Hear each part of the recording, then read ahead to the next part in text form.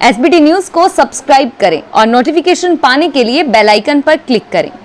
जी हां दोस्तों, Rajasthan high court ने राजस्थान सरकार को प्रदेश की सीमा पर बाहरी राज्यों से आए प्रवासी श्रमिकों की स्थिति और उनकी सुरक्षित घर वापसी के लिए अमल में लाई जा रही कार्य योजनाओं का ब्यौरा देने को कहा है।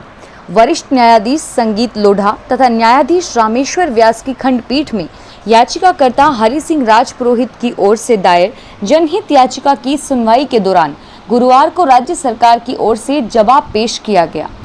याचिकी अधिवक्ता मोती सिंह ने कहा कि सरकार के जवाब से यह स्पष्ट होता है कि लाखों प्रवासियों ने गृह राज्य में आगमन या वापसी के लिए पंजीयन करवाया है, लेकिन उन्हें गंतव्य तक पहुंचाने के प्रयास नाकाफी हैं। अतिरिक्त महाधिवक्ता पंकज शर्मा ने राज्य की सीमा पर प्रवासियों की तथ्यात्मक स्थिति और कार्य योजना बताने के लिए अतिरिक्त शपथ पत्र पेश करने के लिए समय चाहा, जिसे मंजूर करते हुए कोर्ट ने अगली सुनवाई 18 मई को मुकर्रर की है। बढ़ते हैं अगली बड़ी खबर की ओर। कोरोना संक्रमण के दौर से गुजर रहे राजस्थान में सरकारी दफ्तरों के लिए नई गाइडलाइन तय की गई है। इसके मुताबिक अंगुलियों में थूक लगाकर फाइल के पन्ने पलटने वाले अधिकारियों और कर्मचारियों को अब अपनी आदत बदलनी होगी और इसके साथ ही अधिकारियों और कर्मचारियों को क्वारंटाइन को लेकर छुट्टी भी मिलेगी। राज्य सरकार ने इसके लिए सर्विस रूल्स 1951 में संशोधन किया है। 17 मई को लॉकडाउन का तीसरा फेज समाप्त होने के बाद सरकारी दफ्तरों में कामकाज पहले की तरह व्यवस्थित ढंग से शुरू करने को लेकर गाइडलाइन तय की गई और इसके तहत शासन सचिवालय सहित सभी विभागों के मुख्यालयों में बाहरी व्यक्तियों को प्रवेश नहीं दिया जाएगा। राजस्थान के मुख्य सचिव डीबी गुप्ता ने सभी प्रमुख सचिवों, विभागाध्यक्षों और जिला कलेक्टरों को तय गाइडलाइन का पालन करते हुए कोरोना को हराने के लिए कहा है। अगली खबर, चेन्नई में लॉकडाउन में फंसे 71 लोग बसें किराए पर करके सरदार शहर पहुंच गए और इसके लिए उन्हें 3 बसों के किराए पर 12 लाख रुपए खर्च करने पड़े। ये लोग चेन्नई में मिठाई एवं भुजिया का काम करते थे। कोरोना वायरस संक्रमण के कारण लॉकडाउन के चलते ये लोग वहां फंस गए। उन्होंने चेन्नई प्रशासन से कई बार गांव भेजने का अनुरोध किया, लेकिन किसी ने उनकी नहीं सुनी। आखिरकार उन्हें 12 लाख रुपए में 3 बसें किराए पर की और चूरू में सरदार शहर पहुंच गए। जी हां दोस्तों, केंद्र सरकार के टेक्सटाइल मंत्रालय ने डूंगरपुर जिले में सागवाड़ा की एक कंपनी को 1 लाख पीपीई किट तैयार करने का ऑर्डर दिया है। यह ऑर्डर सागवाड़ा की न्यू झील रेनवियर कंपनी को मिला है। राजस्थान में यह एकमात्र ऐसी कंपनी है जो पीपीई किट बनाने का ऑर्डर लिया है। अगली बड़ी खबर जयपुर से।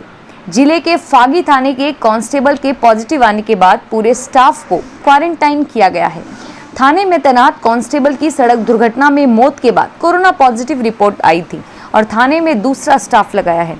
पुलिस थाने के संचालन के लिए वैकल्पिक व्यवस्था के तहत पुलिस निरीक्षक विनोद वर्मा के साथ 2 हेड कांस्टेबल व 4 कांस्टेबल का जाब्ता तैनात किया है। जी हां दोस्तों, एक बार फिर नागौर जिले में पिछले 5 दिन से टिड्डी दलों का हमला जारी है। वहीं कृषि विभाग व टिड्डी विभाग की टीमें अल सुबह पहुंचकर टिड्डियों को मारने में जुटी हुई हैं। दोनों विभागों की टीमों ने मुंडवा पंचायत समिति के झुंझुंडा, खींवसर के दांतीड़ा, मेड़ता के खेड़ुली व जारोड़ा में कीटनाशकों का छिड़काव कर टिड्डी का खात्मा किया। अधिकारियों ने बताया कि जो बची थी वो दोपहर बाद हवा का रुख पश्चिम की तरफ होने के कारण जोधपुर जिले की तरफ चली गई। यदि हवा ने फिर नागौर की तरफ रुख किया तो बड़ा हमला हो सकता है। कोरोना का कहर अब शहरों को छोड़कर तेजी से गाँव में भी फैल रहा है। गाँवों में भी अब कोरोना के मामले तेजी से सामने आने लगे हैं।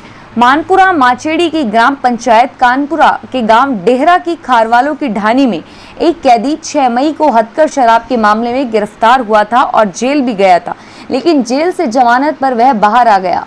बुधवार देर रात उसकी कोरोना रिपोर्ट पॉजिटिव आने के बाद प्रशासन में हड़कंप मच गया। कोटा जिले में आज कोरोना का एक और पॉजिटिव केस सामने आया। शहर के बकरा मंडी के नजदीक किशोरपुरा साजिर देहड़ा इलाके से गर्भवती महिला पॉजिटिव पाई गई। कोटा में इस वक्त शहर के 9 थाना इलाकों में कर्फ्यू जारी है, जिसकी अवधि कल समाप्त होने जा रही है।